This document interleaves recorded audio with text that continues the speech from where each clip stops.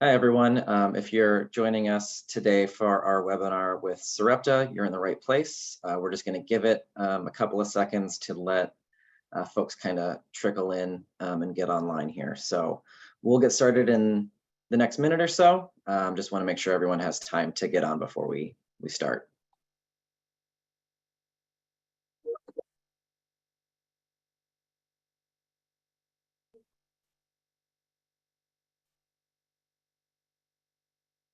All right, it looks like we have a good number of folks joining. So we're going to get started for today. So hello, everyone.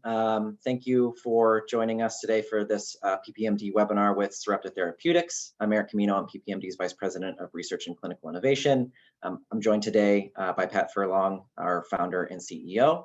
And the two of us are joined by Sarepta Therapeutics to discuss their upcoming study ENVISION for older ambulatory and non-ambulatory patients. And they're studying their microdystrophin gene therapy product, SRP-9001.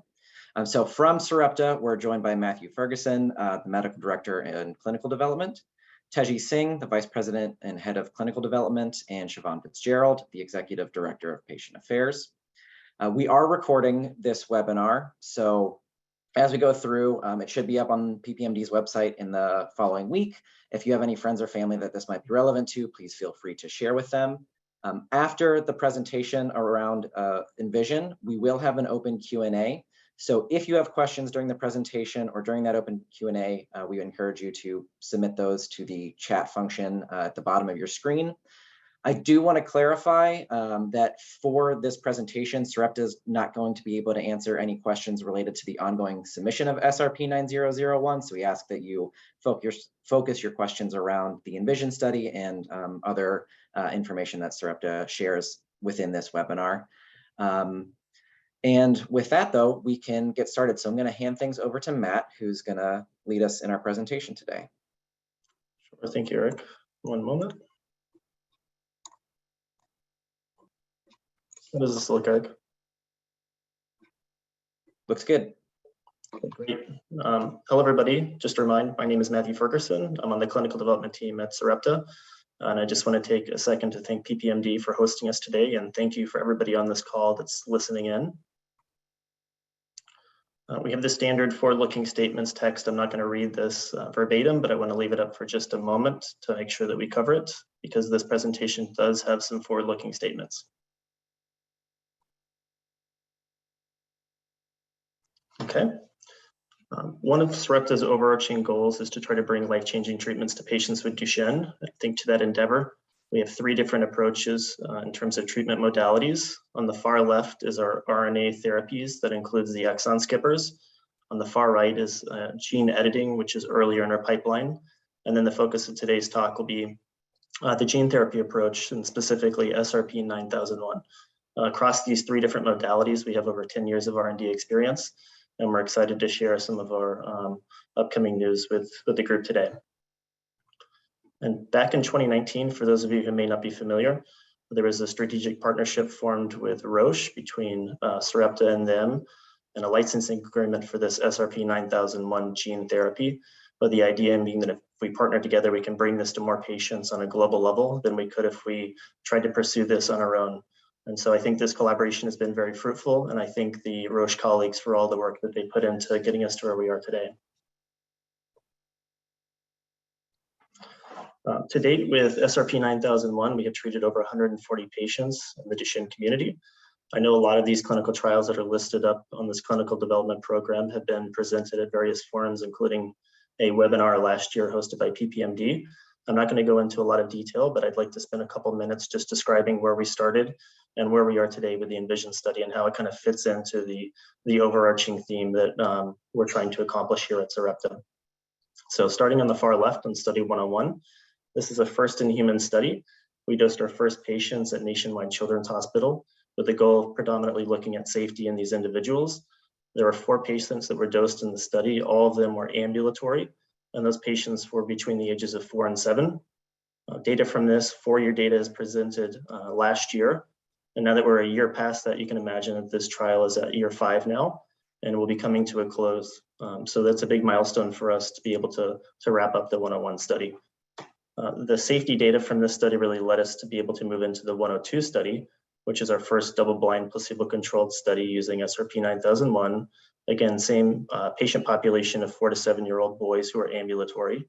41 patients in this trial were dosed. And really, we're moving beyond just looking at safety and trying to look at efficacy as well using that placebo-controlled arm in the study. We have reported data in various forums from both parts 1 and part 2 of this study, including really recently at the advisory committee that we had with the FDA. Study 103 in the center was the first time we did an open label study using commercially representative material. This study contains multiple cohorts. I'm going to describe a couple of them now, and I will save the 5th cohort for some later slides to discuss in more detail. But generally speaking, because we moved from a clinical supply to a commercial supply, we wanted to focus on safety and expression data from this patient population. And the first cohort to enroll into this study was a similar population, as you can imagine, from study 101 and 102, being ambulatory boys between the ages of 4 and 7. We then enrolled cohorts 2 and 3. Cohorts 2 and 3 were conclusive of older ambulatory boys between the ages of 8 and 17, and then a non-ambulatory population in cohort 3 to look at initial safety and expression in that population. Cohort 4 was added next, and that was looking at a younger population of patients, a small group of boys that were age 3. And as I mentioned, cohort 5 I will save as a cliffhanger for now and come back to that later. And then once we had some initial safety data using this commercial process and expression data, we moved into our 301 study, which is our first global double-blind placebo-controlled randomized phase 3 clinical trial. And most of you know this is the EMBARK study. There were 125 patients that were enrolled. So the study is now moving quite along in terms of momentum. This is also a patient population that was ambulatory and a group that was age 4 to 7, much like our earlier studies. We have this across multiple different continents and multiple different countries across those continents. We now have patients moving from part 1 to part 2, and we expect to collect data from part 1 before the end of the year. And then the focus of today's talk will be the ENVISION study, which is our latest study. This is our second global double-blind placebo-controlled phase 3 clinical trial, now with an older population of patients with more advanced disease. And I will jump into details on that in the upcoming slides. I just want to take a second here to kind of relay what the expectation of this study is and the importance of it on a global level, not just the United States. And we really see ENVISION as serving 2 different purposes, one in the United States and one outside the United States and all the other countries. From a US perspective, it's proposed that this study become a post-marketing confirmatory trial so that we can verify the benefit in a non-ambulatory population. On top of that, we have this approach, as I mentioned earlier, to bring this globally to as many patients as we can. And so outside of the US, the ENVISION study is being seen to provide a little bit different context. This will give us data, both from a safety and efficacy standpoint, to support a filing application for regulatory approval in those ex-US countries. Moving into the types of patients that will be included in the ENVISION study. On the former slide, you probably saw that we plan to enroll approximately 148 patients. Those 148 will be broken into 2 different cohorts. The main cohort that we're really focused on in this study is cohort 1, and this will be a larger non-ambulatory cohort with approximately 120 patients enrolled. We define non-ambulatory as continuous wheelchair use for at least 6 months before coming into the study. There's no age requirements, but there is a set of inclusion-exclusion criteria in the protocol in general. On the right-hand side is cohort 2. This is a smaller group. This will be older ambulatory boys that are between the ages of 8 and 17, and we're going to enroll approximately 28. I won't go over the whole list of inclusion-exclusion criteria that's defined in the protocol, but I wanted to give a little bit of context in terms of what types of patients we will be enrolling across these 2 cohorts. Generally speaking, males with confirmed diagnosis of Duchenne, so we need a genetic report. The mutations that we're including in the ENVISION study have to be mutations in the DMD gene between exons 18 and 79. We're excluding patients that have exon 1 to 17 mutations. The patients cannot have pre-existing antibodies against the viral vector. In this case, it's AAV RH74. And patients have to be on a stable dose of corticosteroids for at least 12 weeks before coming into the study. And I want to take a second to describe, because it's a little bit different here than some of the other studies. When we say stable dose, that means a couple different things. We recognize that this patient population globally may have a different treatment paradigm. So if a patient is taking daily doses of steroids and it's been consistent, that's considered a stable dose. If a patient is taking weekend steroids and that's consistent, that's considered a stable dose. And if a patient has done a risk-benefit profile with their clinician, and the patient is not taking any steroids based on that risk profile, as long as they haven't been taking steroids for 12 weeks, the lack of use of steroids is also considered stable. I want to circle back to the mutation piece. So we're currently excluding patients that have exon 1 to 17 mutations, and I want to give a little bit of history behind that and give some context on some of the things that we're trying to do to explore that region in more detail to broaden up the patient population we could bring this treatment to. So starting on the left-hand side with study 101 and 102, initially we had excluded patients with 1 to 17 mutations. When we started moving into study 103, we relaxed that criteria and we allowed exon 1 to 17 mutations into that trial. And we had a severe adverse event occur that we believe is related to the mutational status of that patient. Based on that severe adverse event, we then pivoted back, and then future studies, including EMBARK and this study, now exclude exon 1 to 17 mutations. But as I mentioned, we are trying to actively explore this. And I said that I would save cohort 5 in the 103 study as a cliffhanger for later. So if you can focus your attention on the very last row in the table, because I've already described briefly the other 4 cohorts. Our hypothesis is that not all mutations within the 1 to 17 region all have equal risk for patients. We believe that the hotspot really that puts patients at risk is related to exons 9 and 13. And to test that hypothesis, we have enrolled a 5th cohort into the 103 study to look at mutations that are on the front end and the back end within 1 to 17, outside of that 9 to 13 region, to look at safety and efficacy in those individuals. And this cohort has been fully enrolled, and we look forward to exploring this in more detail to try to expand this population as best we can. All right, so pivoting back to the ENVISION study itself. This is the study schematic. This is going to be a build, so I'll walk through this really more in part 1, and then I'll talk about the differences in part 2. As I mentioned, the 148 patients that will be enrolled in the study will be randomized in a 1-to-1 ratio. So half the patients will get gene therapy in part 1, that's the top row, and half the patients will get placebo, that's the bottom. Starting right before patients come in for receiving either the placebo or the gene therapy, they'll be put on a high-dose corticosteroid regimen. This is consistent across our clinical trials. Day 1 will mark the day of dosing of either the infusion of the gene therapy or the placebo. The add-on corticosteroid will continue until approximately week 9, and then patients will start to have their corticosteroid add-on taper down to what they were doing before they entered the study. At week 12, a subset of patients will receive a muscle biopsy taken from them for us to look at expression and a variety of other things with the muscle tissue. This subset of patients will be based on location and site. Not all patients will have a muscle biopsy taken. Then patients will be followed for approximately 72 weeks. At the end of 72 weeks, that will mark the conclusion of part 1. That part 1 period is the end of the placebo-controlled period. And then patients will do a crossover so that those patients that receive gene therapy in part 1 will now receive placebo in part 2. Those that receive placebo in part 1 will now get gene therapy in part 2. All of this will be blinded, so patients in both part 1 and part 2 will maintain that blind. Part 2 is very similar to part 1 in a lot of ways. I'm just going to describe the 2 ways in which it's different. Because now the patients have moved over and crossed into part 2, everybody will have received gene therapy, so there's no longer a placebo arm. And this is looking at a late versus early treatment effect. So that's one difference, the placebo portion. The second difference between these 2 arms, part 1 and part 2, is that part 2 is now 52 weeks as opposed to 72 weeks of part 1.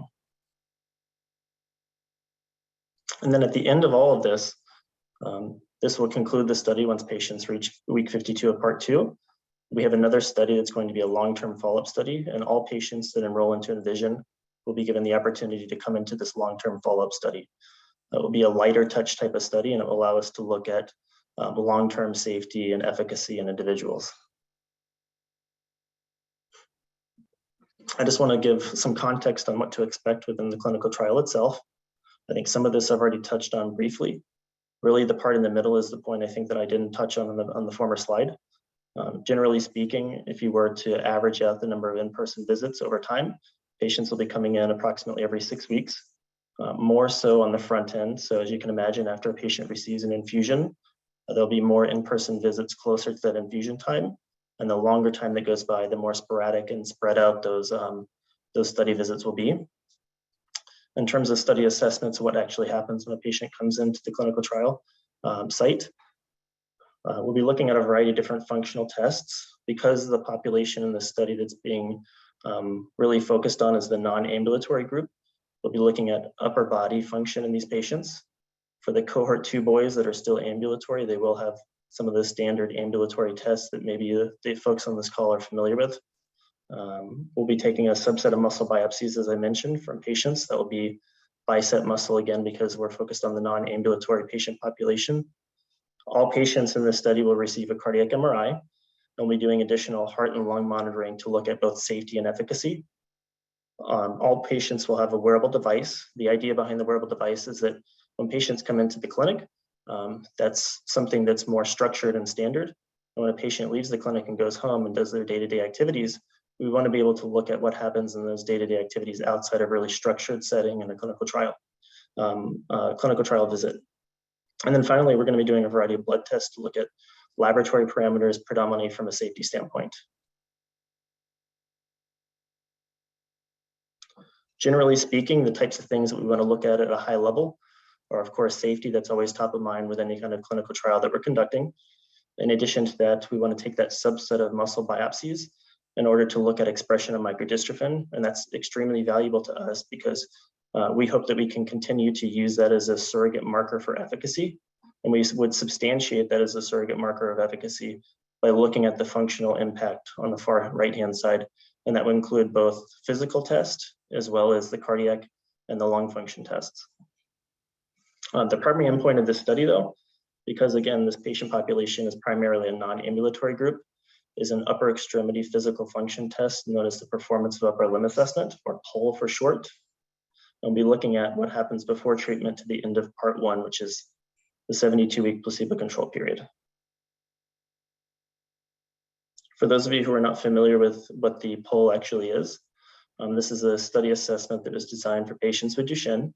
It assesses a person's upper extremity, meaning their arms. The assessment itself is broken into 3 different domains: a shoulder, an elbow, and a hand domain, and the hand is inclusive of wrist and fingers. There are 22 items listed on this assessment, and they're split across these 3 different domains.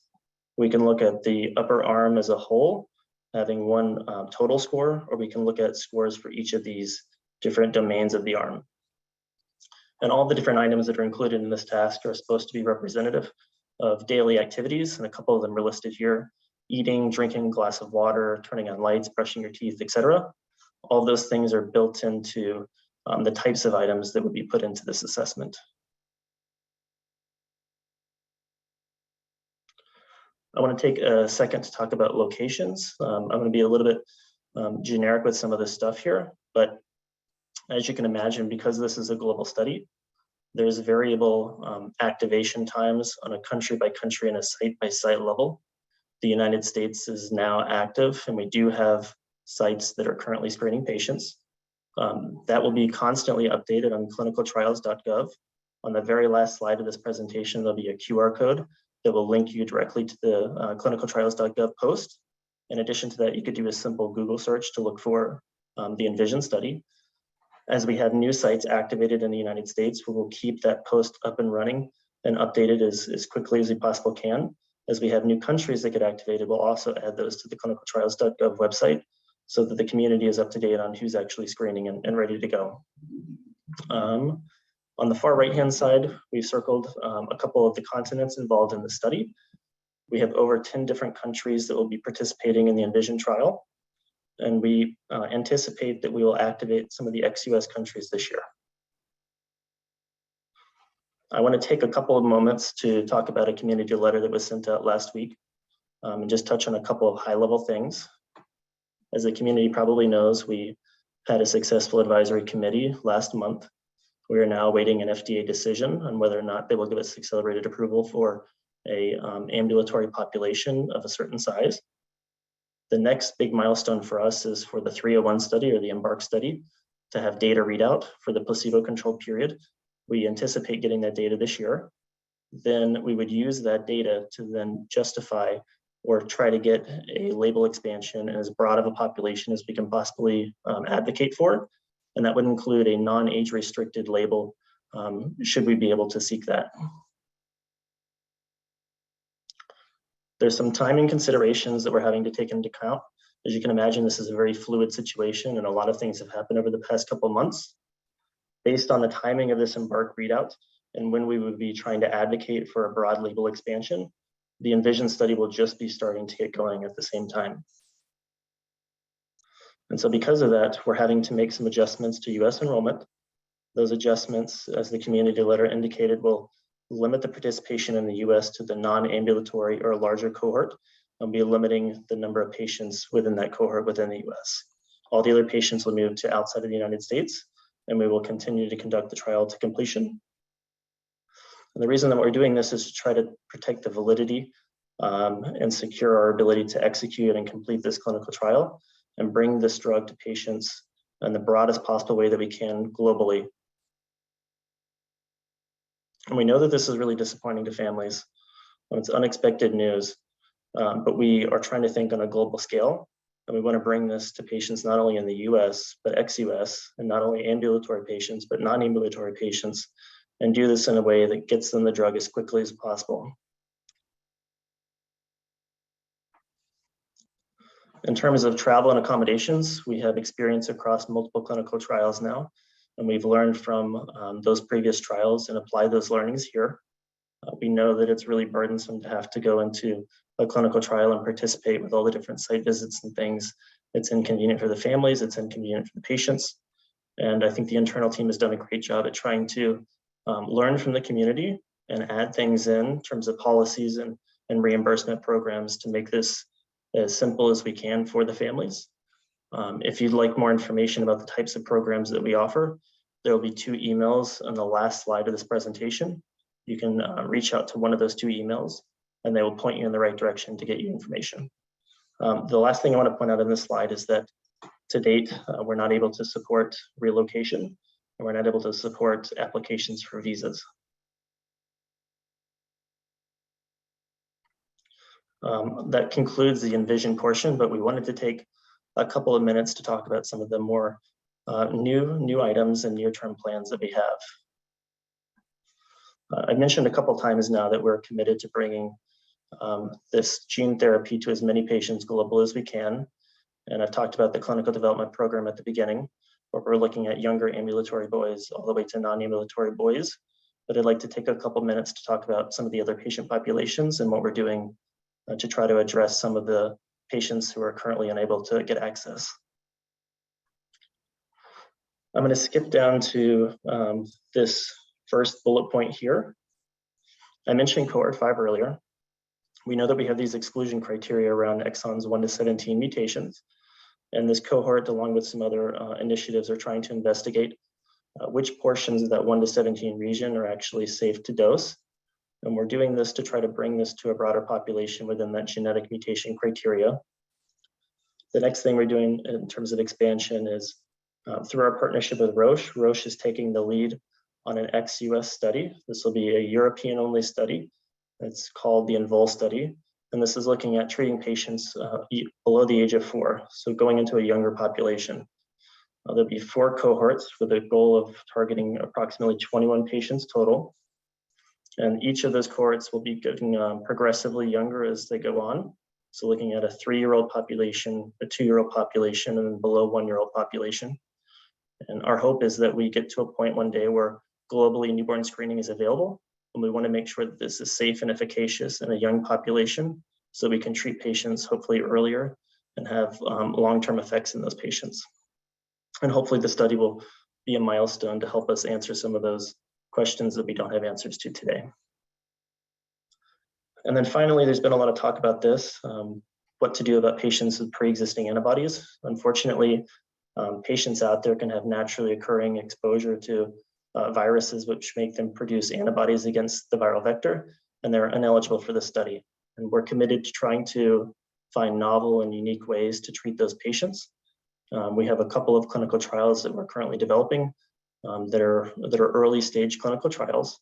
And our attempt is to try to be able to bring this to patients that do have pre-existing antibodies at some point. This is the slide that I mentioned informally. The top is the QR code that takes you to clinicaltrials.gov. And then the 2 email links are listed here. I'll pause for just a moment.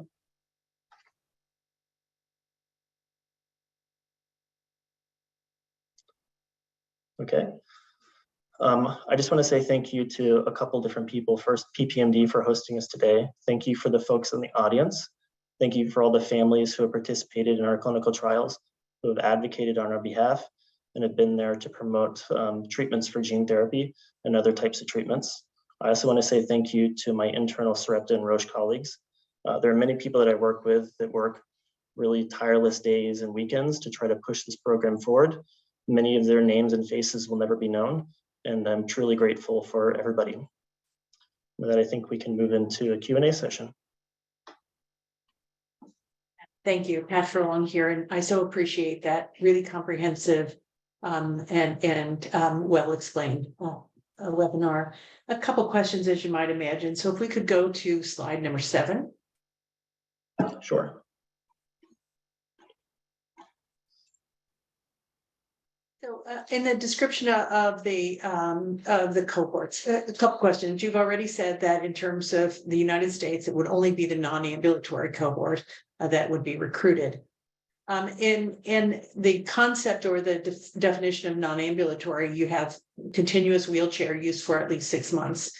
Does that mean that this individual cannot walk at all, cannot walk from room to room? Could you really define what you're talking about in terms of non-ambulatory?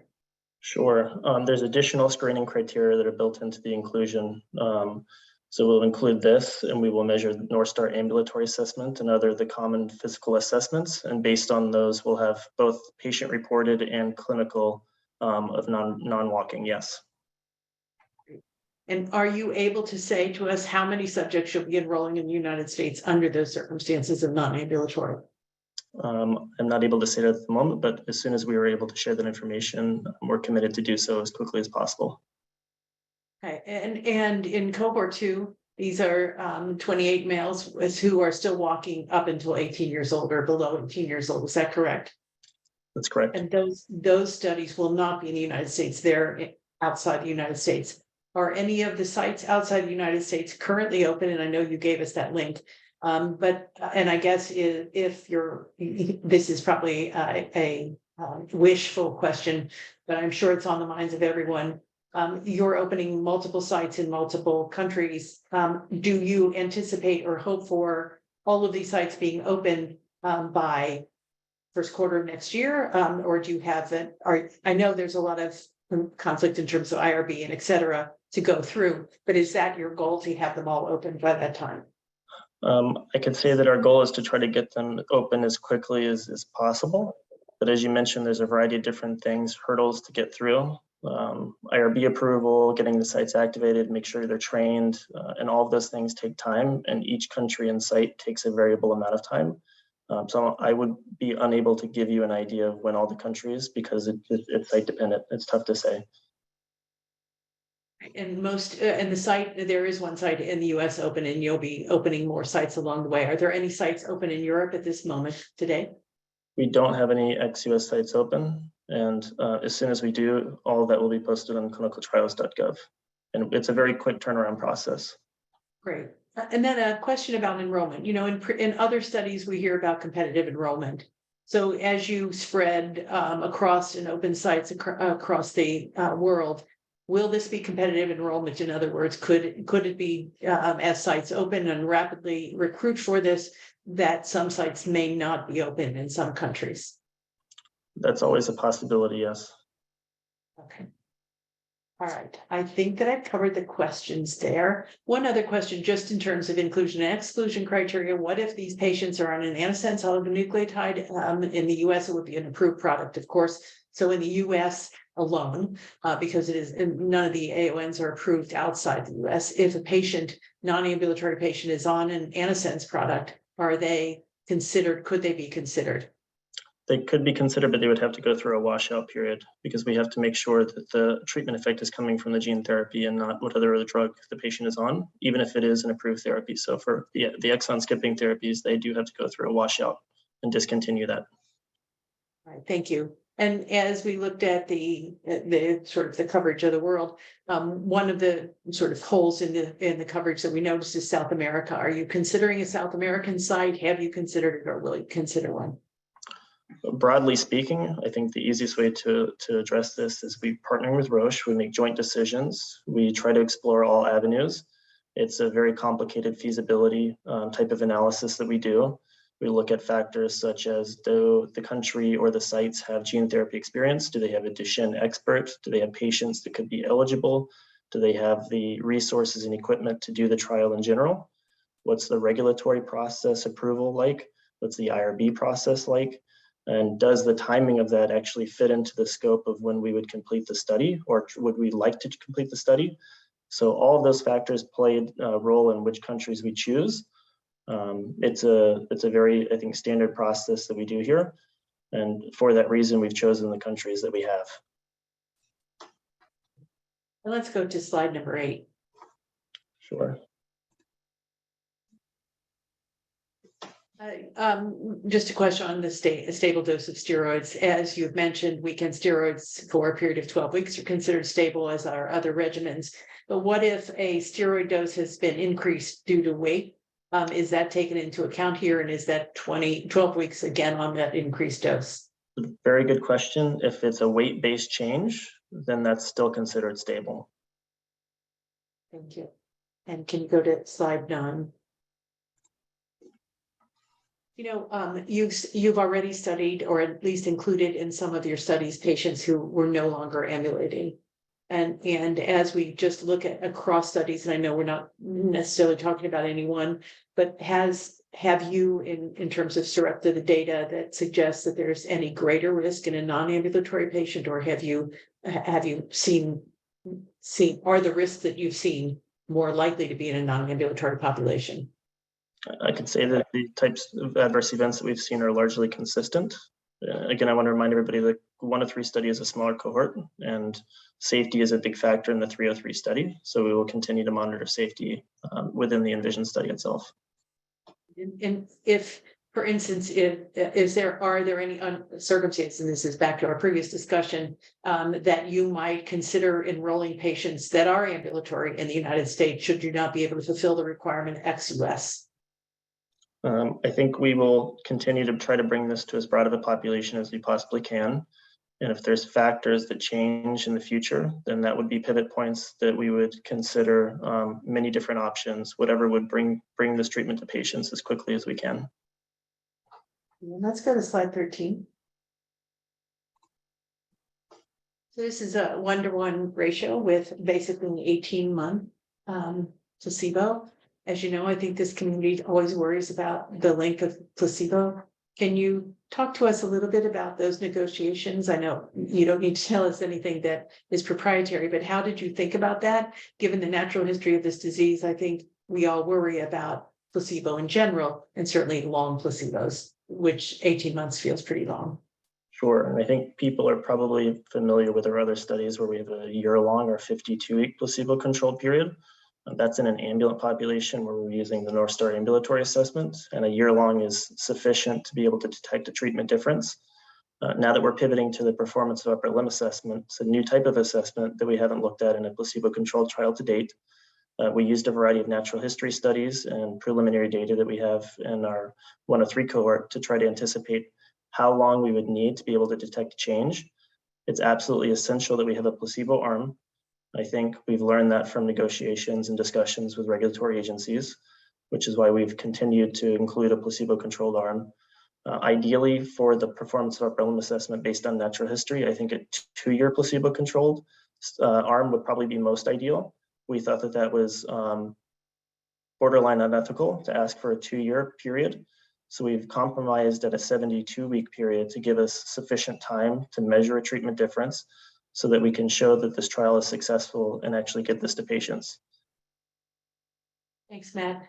So your primary outcome here is microdystrophin expression. Is that right? I mean, I think in this community, we've seen other studies on a primary outcome fail the primary outcome, such as the pool. And I think we're all very acutely aware that sometimes the primary, doesn't work as well as we had hoped, or doesn't demonstrate benefit as we had hoped. So are you in your regulatory negotiations discussing microdystrophin expression along with pool, or how do you see that? We certainly want success here. So could you explain that a bit? Teji, could I toss this one to you? You're probably more familiar with the regulatory interactions than I am. Thank you, Matthew. So just to clarify, the primary outcome for the 303 study, the ENVISION study, is actually pull, not microdystrophin. So microdystrophin expression is a secondary outcome. So this is actually for efficacy. So for this study, it will be pull. In our 103 study, one of the cohorts, the non-ambulatory cohort, cohort 3, the primary outcome was dystrophin expression. But I think to your question, Pat, we will have further discussions of this when we have more data out of the 103 study. But just to be clear on the ENVISION, the reason for the 18 months is it is for pull. And you're right that, just recently there's been some studies that have shown that they haven't been able to hit that at 12 months, hence why we have the 18 months. But just to clarify, it's an efficacy outcome for function, pull, based on our discussions with the EMA and with the FDA. Right, thanks, Ted. I mean, well, as you know, we've had some disheartening news recently about the pull, and I think that does certainly bode well for an 18-month placebo, although, and hopefully that will show. But I think just hinging such an important strategy for treatment on the pull worries us a little bit, and so I'm hopeful that the 18-month will be able to be very definitive, and that's why I asked if you could include a secondary outcome measure in regulatory discussion, so that should it not be as obvious in a primary, if you could look at the secondary. I agree. Yeah. Thank you. All right, let's go to slide. Is this 13? Yeah. So I'm still on 13, Matt. And it's a 1-to-1 ratio. Typically in studies, we're looking at 2-to-1 ratio. Is this how you powered the study, so that you needed 148 patients? And if you powered it at 2-to-1, which lessens the number of people in placebo, you would have to increase the numbers. Can you explain the 1-to-1 for us? Because that's always worrisome. Sure, I think you touched on one piece already, which is the sample size. And as you mentioned, we would have to increase the sample size to get sufficient powering if we went to a 2-to-1 ratio. I think psychologically, there's more of a placebo effect when you do a trial like that, because now patients are perceiving that there's a 2/3 likelihood that they'll be getting a treatment. I think this is probably the most rigorous way. And we have to, of course, balance the rigor versus the ethical considerations. But in order to give us the greatest probability of having this data be viewed in the eyes of regulators as valid and sufficient, I think that this design is probably the best way that we could do that. I'm not in doubt about the design. I'm just saying it's a hard, it's tough. Yeah. It's a tough. Yeah. So just another question about this ENVISION study. We know in the US it's going to be non-ambulatory only.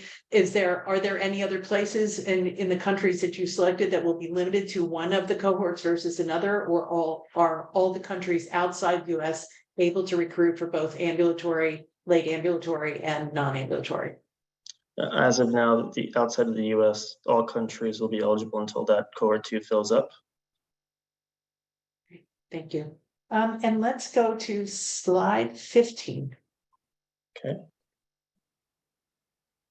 So you mentioned the long-term follow-up after ENVISION. You said there will be a long-term follow-up. Is that optional for the long-term follow-up, or is that a requirement on the long-term follow-up ENVISION? We would highly encourage patients to move into that trial. The more long-term data that we can collect, the better. We don't know what happens at year 5, let's say. We have a very small population of patients where we have data that long. This is a regulatory requirement. We can't force patients to go into that clinical trial. They would have to sign a separate consent form because it is a different trial. But our hope and the ask is that patients consider doing so because that data is invaluable for us and for regulatory agencies. I think, thank you for making that point, Matt. I know that as these young men join this study, many of them will become adults and have their own lives and hopefully very independent lives. And they may not be as interested or understand the value of that long-term data collection. So I'm happy that you made that point. Let's go to slide 14. Oh, we're going backwards, but slide 14.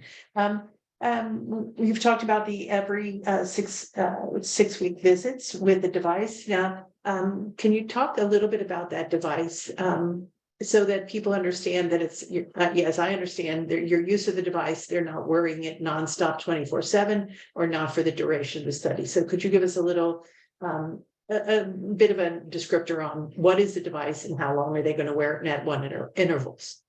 Sure, the device would be worn on one on the wrist, sort of like a watch, and one on an ankle on the opposite side of the body. In terms of duration, approximately every 12 weeks, we would ask that patients take the device with them at home, wear it as much as they can during a 3-week interval every 12 weeks. And we're requiring a minimum set of time, which I think is pretty reasonable for us to be able to analyze that data sufficiently. We do ask that they wear it during the day. They can take it off at night. There's a couple of other things that patients will be informed about in terms of logistical things like charging and not exposing the device to water. But generally speaking, I think over a 3-week period, the amount of time that's required is reasonable. And this is also a question I won't make you go back about the exclusion criteria of 1 to 17. There's lots of questions about what does this really mean and when and where does it stop? So if you have a patient, for instance, or a person who has a mutation that begins in that area in 1 to 17, so I'll make it up now, it's 15 to 20. Are they excluded because of the fact that exons in their mutation are included in that 1 to 17? So could you shed a little light on how you're looking at that and when various mutations sort of cross the border, how you're looking at that? Sure, and I invite Teji and others to weigh in and add on to anything that I might be missing or misspeaking on, but generally speaking, if the mutation is occurring within that region, they would be excluded in any capacity. And Teji, that's exactly right. In terms of yeah, so right now that's correct. I think as Matthew pointed out that we are in 103 exploring, understanding better these other mutations. So eventually in the future we may adjust this, but right now 1 to 17, any part thereof is excluded in the ENVISION study. Thank you. And let's go to slide 21. This was the cliffhanger, right, for Endeavor, cohort 5. You knew it was coming, right, Matt? Talk to us a little more about this. Is it open? When will it be open in the US only or abroad? How could you describe that a little bit better? Sure. I tried to highlight this earlier, and I apologize. I didn't do a very good job at that, but this cohort is fully enrolled. It's not only open, but we have dosed all patients within this cohort. It's in the United States. All those patients are. We won't be screening or enrolling anybody else in that cohort. Yeah. And then the littles, as I call them, the little study, is that the very young person study, and better known to pediatric people as the littles? That's going to be ex-US only. Is that right? European only. Yeah. All right. All right. Eric, I'm going to turn it back over to you for questions that I've missed. Thanks, Pat. I think you hit all of the questions that we had throughout, kind of going back through the slides. So I think we're in a good spot. I don't see any others rolling in at the moment.